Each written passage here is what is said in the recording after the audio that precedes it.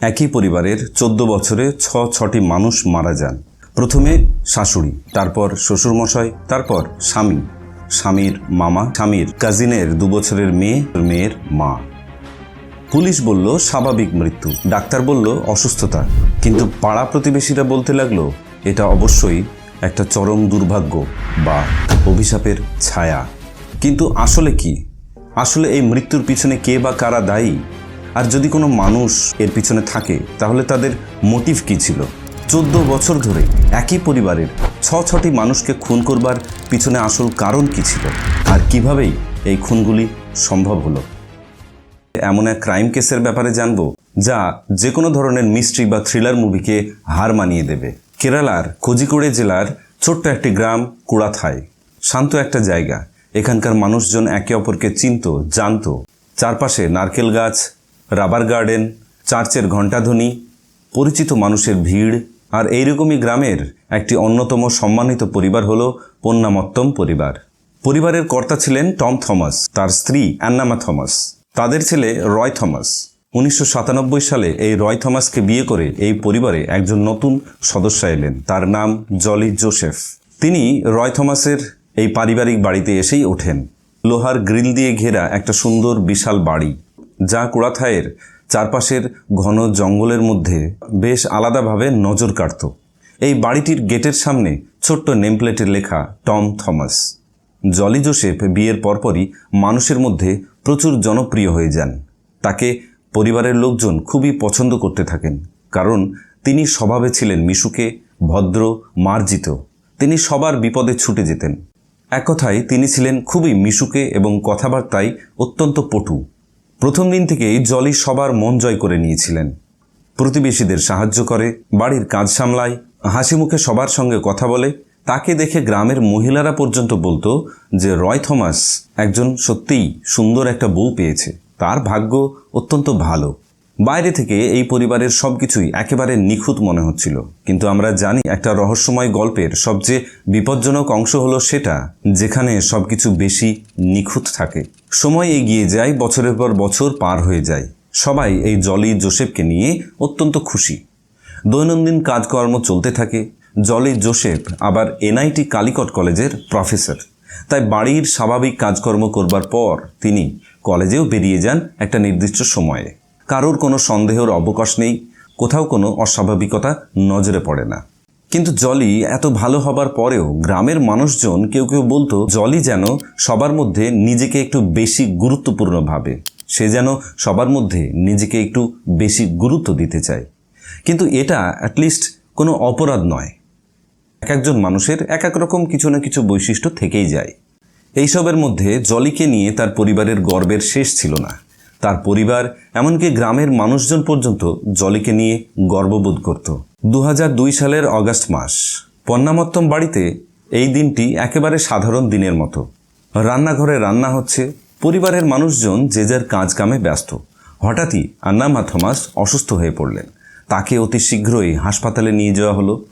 এই 57 বছরের অ্যান্নামা থমাস হাসপাতালে গেলে ডাক্তারবাবুরা তাকে মৃত ঘোষণা করলেন। যেহেতু এই অ্যান্নামা থমাস আগে থেকেই নানান কিছু অসুখে ভুগছিলেন, তাই ডাক্তারবাবুদের খুব বেশি সন্দেহ হলো না। তাই তার মৃত্যুটা ডাক্তারবাবুরা স্বাভাবিক মৃত্যু হিসেবেই দেখলেন। ময়নাতদন্ত কিন্তু হলো না। ময়নাতদন্ত তখনই হয় যদি কোনো মৃত্যু অস্বাভাবিক বা সন্দেহজনক হয়। এক্ষেত্রে তো ডাক্তার স্বাভাবিক মৃত্যু বলেই ঘোষণা করেছে। তাছাড়া ভারতবর্ষে সবাই ময়নাতদন্ত করতে চায় না, কেননা একটা সাংস্কৃতিক বিশ্বাস রয়েছে যে ময়নাতদন্ত সাধারণত মৃতদেহের পবিত্রতাকে নষ্ট করে দেয়। ময়নাতদন্ত না করেই অ্যান্নামা থমাসের সমাধিস্থ করা হলো। এদিকে অ্যান্নামা থমাসের মৃত্যুর পর পরিবারের মধ্যে নেমে আসে গভীর শোকের ছায়া। রয় থমাস, স্বামী টম থমাস সবাই মারাত্মকভাবে ভেঙে পড়েন। অ্যান্নামা থমাসের মৃত্যুর পর সেই পরিবার কিন্তু আর আগের মতো ছিল না। প্রত্যক্ষদর্শীদের মতে বা আশেপাশের প্রতিবেশীদের মতে অ্যান্নামা থমাসের মৃত্যুর পর পরিবারের অনেক কিছুই পরিবর্তন হয়ে গেল। টম থমাস নিজেকে একা মনে করতে লাগলেন। রয় থমাসও মায়ের মৃত্যুর জন্য গভীর শোকে আচ্ছন্ন। ধীরে ধীরে দিন যায়, বছর যায়। টম থমাস নিজেকে বড্ড একা মনে করতে লাগলেন। কিন্তু এই সময়েও এই কষ্টের মধ্যে, শোকের মধ্যে জলি জোসেফ যেন একটা বটবৃক্ষ। তিনি সবাইকে গভীর যত্ন ভালোবাসা দিয়ে আগলে রেখেছেন। এদিকে 6টি বছর কেটে গেছে। 2008 সালের আগস্ট মাস। ঠিক আজকের দিনেই অ্যান্না থমাস মারা গিয়েছিলেন। সাধারণ আর 5টা দিনের মতো আজকেও যে যার মতো কাজ করে যাচ্ছেন। হঠাৎই দেখা যায় টম থমাস অসুস্থ হয়ে পড়লেন। তাকে তাড়াহুড়ো করে হাসপাতালে নিয়ে যাওয়া হলো। 6 বছর পর আবার সেই একই বাড়ি, একই পরিবার, একই মানুষজন। আর দুর্ভাগ্য যেন এই পন্নামত্তম পরিবারের আশেপাশে ঘোরাফেরা করছে। কিন্তু এবার তাহলে কার পালা? টম থমাস, রয় থমাস, জলি জোসেফ? এবার টার্গেট কে? আগেই বলেছিলাম যে অ্যান্না থমাসের মৃত্যুর পর বাড়ির পরিবেশ কিন্তু আর আগের মতো ছিল না। আগের মতো বাড়িতে সেই রকম খুশি আনন্দ ছিল না। স্ত্রীকে হারানোর পর টম থমাসও কেমন যেন বদলে গিয়েছিলেন। বাইরে থেকে কিছু না মনে হলেও ভিতরে ভিতরে তিনি প্রচণ্ড একা হয়ে গিয়েছিলেন। স্বাস্থ্যও আগের মতো ছিল না। 2008 সালের মাঝামাঝি টম থমাস কেরালা ছেড়ে বিদেশে চলে গিয়েছিলেন তার ছোট মেয়ের কাছে। সেখানেও বেশ কয়েকদিন ছিলেন, কিন্তু হঠাৎই তিনি সেখান থেকে আবার দেশে ফিরে আসেন। পাড়া প্রতিবেশী মানুষজন বলতে লাগলো হয়তো বাড়িতে কোনো কাজ রয়েছে, কিংবা যেহেতু গ্রামের মানুষ তাই শহরে তার খুব একটা ভালো লাগেনি, তাই তিনি দেশে ফিরে এসেছেন। যদিও বিদেশেই তার ছোট মেয়ের কাছে তার থাকার পরিকল্পনা ছিল, কিন্তু তখনও কেউ বুঝতে পারেনি যে বিদেশ থেকে তাকে যেন মৃত্যুই এখানে টেনে নিয়ে এসেছে। দেশে ফেরার কিছুদিন পরেই টম থমাস অসুস্থ হয়ে পড়লেন। 22শে অগাস্ট 2008 সাল। হ্যাঁ, আপনি ঠিকই শুনেছেন, ঠিক সেই দিন যেদিন অ্যান্না থমাস মারা গিয়েছিলেন। প্রতিবেশী বাভার মতে 2008 সালের কথা। তিনি পাশের বাড়ি থেকে কারোর প্রচণ্ড বমি করার শব্দ শুনতে পেয়েছিলেন। তিনি জানান জোসেফ তাকে ফোন করে শান্তভাবে বলেছিলেন যে রয় থমাসের 66 বছর বয়সী বাবা টম থমাস অসুস্থ বোধ করছেন। বাবা যখন সেখানে পৌঁছান তিনি দেখেন টম থমাস চিত হয়ে শুয়ে আছেন এবং তার মুখ দিয়ে ফেনা বেরোচ্ছে। বাবা তাকে হাসপাতালে নিয়ে গেলে হাসপাতালে ডাক্তাররা হার্ট অ্যাটাকে তার মৃত্যু হয়েছে বলে ঘোষণা করে।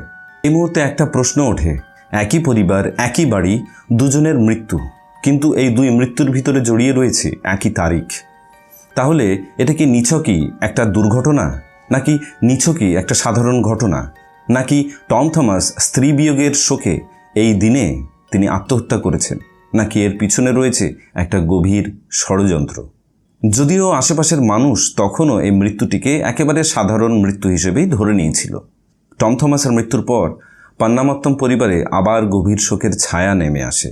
চার্চে প্রার্থনা হলো, আত্মীয় স্বজন এলো, সবাই পরিবারের মানুষজনকে সমবেদনা জানাতে লাগলো। সবাই বলতে লাগলো একটা সময় সব ঠিক হয়ে যাবে। আর সবার মাঝখানে এবারও ছিলেন জলি জোসেফ, যিনি দক্ষ ও নিপুণ হাতে মানুষজনদের সামলাচ্ছিলেন, আবার সেই সাথে শোকেও অংশগ্রহণ করেছিলেন। এই অবস্থায় বাইরে থেকে দেখলে সবার মনে হয় যে এই পরিবারের একমাত্র ভরসা জলি জোসেফই। কিন্তু টম থমাসের মৃত্যুর পরপরই এমন একটা ঘটনা সবার নজরে এলো যা সবাইকে অবাক করে দিল। একটা তথ্য সামনে এলো, একটা উইল।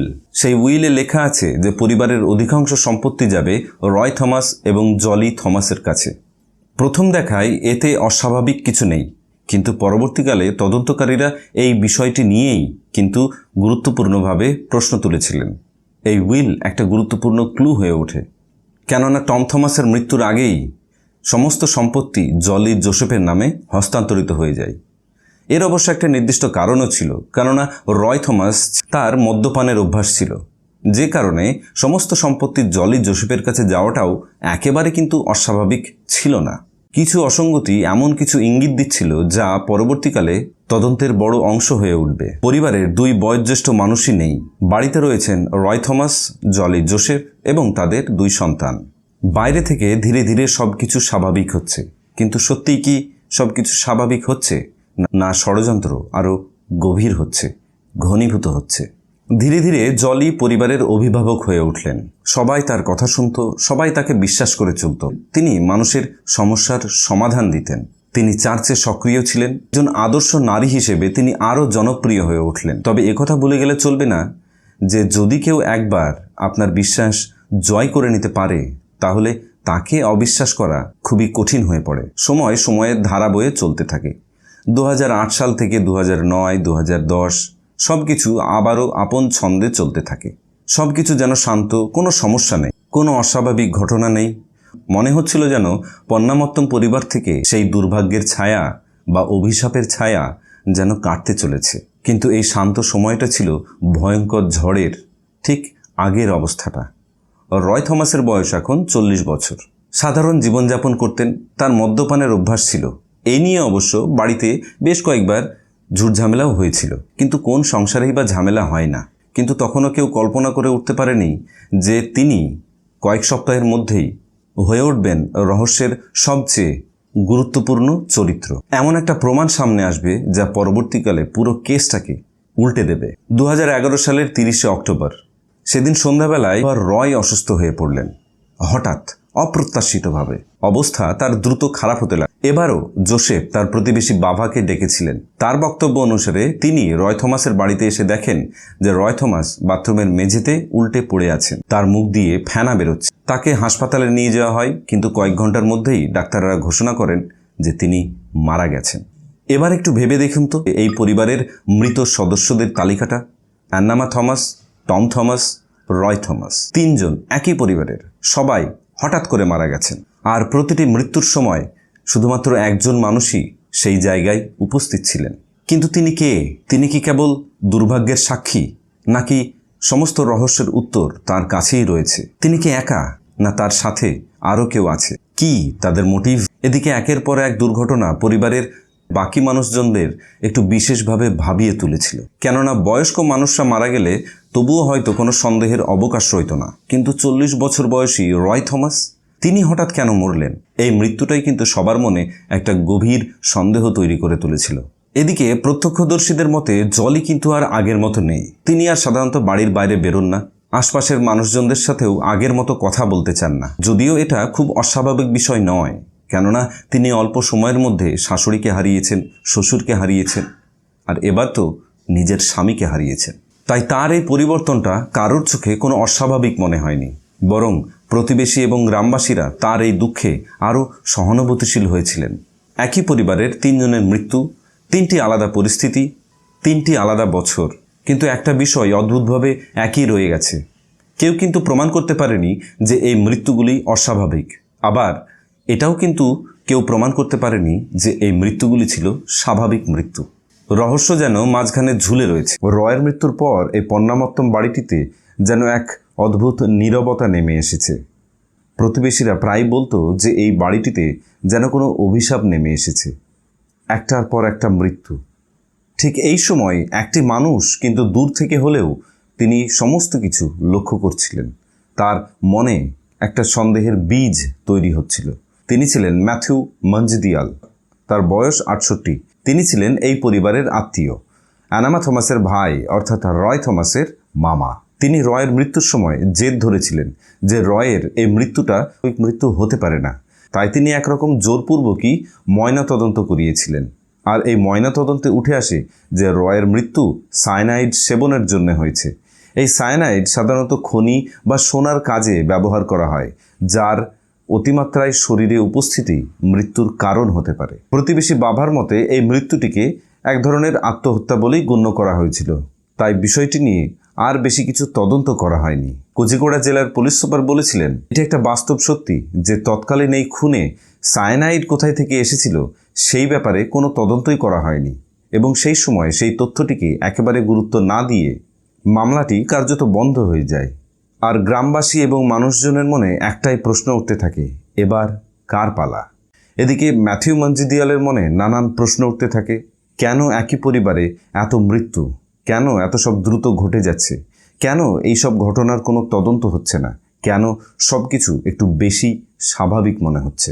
তিনি তার পরিচিতদের সঙ্গে কথাও বলেছিলেন, তার প্রশ্নের কথাও জানিয়েছিলেন, কিন্তু মাঝে মাঝে কিছু প্রশ্ন আমাদেরকে আগাম বিপদ থেকে সতর্ক করে দেয়। 2014 সাল, হঠাৎ খবর এলো ম্যাথিউ মঞ্জিদিয়াল খুব অসুস্থ। তাকে তাড়াহুড়ো করে হাসপাতালে নিয়ে যাওয়া হলো, কিন্তু এবারও মৃত্যু জিতে গেল। ম্যাথিউ মঞ্জিদিয়াল মারা গেলেন। তাহলে আমরা দেখতে পাচ্ছি এখন পর্যন্ত মৃতের সংখ্যাটি হয়ে দাঁড়ালো 4। কিন্তু আসল অন্ধকার তখনও আসেনি, কেননা এরপর যে ঘটনা ঘটতে যাচ্ছে সেটি হলো এই ঘটনার সবচেয়ে ট্র্যাজিক একটা অংশ। এই কেসে এবার একটি নতুন চরিত্র যোগ হতে যাচ্ছে, সাজু সাখারিয়াস, যিনি কিনা রয় থমাসের কাজিনের স্বামী। তার সংসার ছিল। তার স্ত্রী অর্থাৎ রয় থমাসের কাজিন সিলি সাখারিয়াস এবং তাদের 2 বছরের সন্তান। দুই পরিবারের মধ্যে যাতায়াত ছিল, সম্পর্ক ছিল, যেহেতু তারা আত্মীয়। আর সেই কারণে কেউ কখনো কল্পনাও করতে পারেনি যে এই অভিশাপের ছায়া পন্নামত্তম পরিবার থেকে তাদের পরিবারেও ছড়িয়ে পড়বে। 2014 সাল।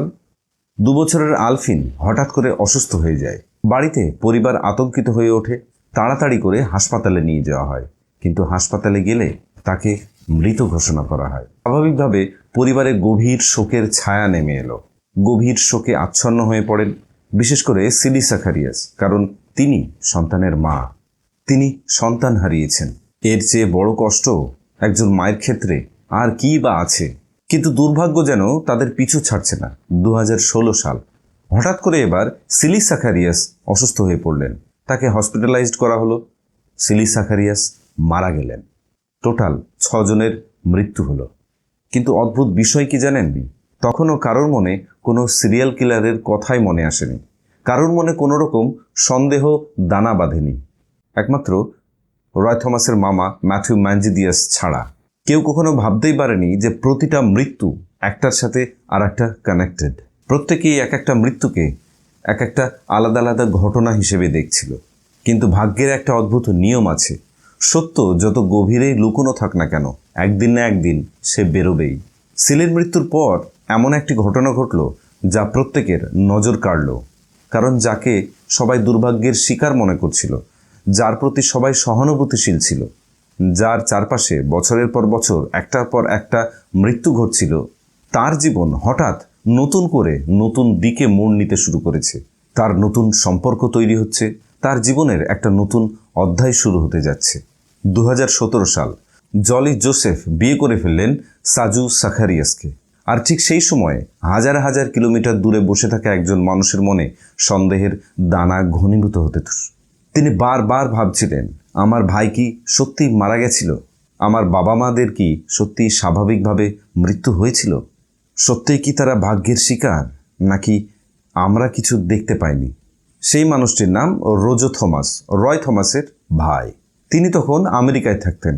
আর তার মাথায় জন্ম নেওয়া ছোট ছোট সন্দেহ, ছোট ছোট প্রশ্ন এই রহস্যের সমস্ত জট খুলে দেবে। কখনো কখনো একটা গভীর রহস্য উন্মোচন করতে কোনো বড় প্রমাণ লাগে না, লাগে শুধু কয়েকটি প্রশ্ন বা ছোট ছোট কোনো অসঙ্গতি, যা আমরা সবাই উপেক্ষা করে থাকি। আর এই কেসটাতে সেই প্রশ্নটা করেছিলেন রয় থমাসের ভাই রোজো থমাস। 2019 সাল। রোজো থমাস তখন আমেরিকায় থাকতেন। তার মনে নানান সন্দেহ তৈরি হতে থাকে। কিন্তু কুড়াত্তাই গ্রামের সেই বাড়ির ভালোবাসা তাকে যেন টানছিল, তাকে যেন নিশ্চিন্তে ঘুমোতে দিচ্ছিল না। তার বাবা নেই, মা নেই, তার ভাই চলে গেছে। দিনের পর দিন তিনি একটা কথাই ভাবছিলেন, যে এ সব কিছু কি সত্যি কাকতালীয় নাকি গভীর ষড়যন্ত্র। প্রথমের দিকে তিনি নিজেকে বোঝানোর চেষ্টা করেছিলেন, এসব মৃত্যু স্বাভাবিক মৃত্যু, হয়তো ভাগ্য, অসুখ। কিন্তু যত সময় যাচ্ছিল তার সন্দেহগুলি আরও প্রবলভাবে ঘনীভূত হতে থাকলো। অবশেষে তিনি একটা সিদ্ধান্ত নিয়ে ফেললেন। তিনি দেশে ফেরার সিদ্ধান্ত নিলেন। তিনি এর শেষ দেখে ছাড়বেন। তিনি দেশে ফিরে এসেই চারিদিকে খোঁজ খবর নিতে লাগলেন। জানতে পারলেন যে সমস্ত সম্পত্তি জলি জোসেফের নামে। তিনি খোঁজ নিয়ে এটাও জানতে পারলেন যে এনআইটি কালিকট কলেজে চাকরি করে সেটা একেবারে মিথ্যে। তারপর সে পরিবারের মধ্যে সম্পত্তির কথা তোলে।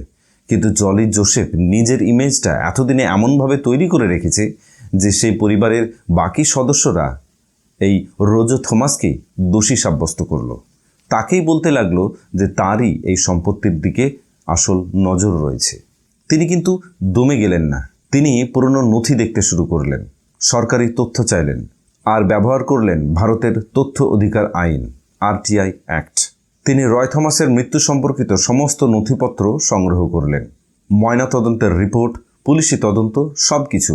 এবং সেখান থেকে তার কাছে এমন একটি তথ্য এলো যা পরবর্তীকালে এই পুরো কেসটাকে বদলে দেবে। তিনি ময়নাতদন্তের রিপোর্টে জানতে পারলেন যে রয়ের মৃত্যুর সময় তার পাকস্থলীতে খাবার ছিল। রয়ের মৃত্যুর সময় তাকে বলা হয়েছিল মৃত্যুর আগে রয় নাকি অনেকক্ষণ কিছু খাননি। কিন্তু ময়নাতদন্তের রিপোর্ট অন্য কথা বলছে। রিপোর্টে উল্লেখ রয়েছে তার পাকস্থলীতে খাবারের উপস্থিতি ছিল। এটা শুনতে খুব ছোট্ট একটা বিষয় মনে হতে পারে, কিন্তু তদন্তকারীর কাছে এই ছোট্ট অসঙ্গতি কেসের সমস্ত জটগুলিকে ওপেন করে দিতে পারে।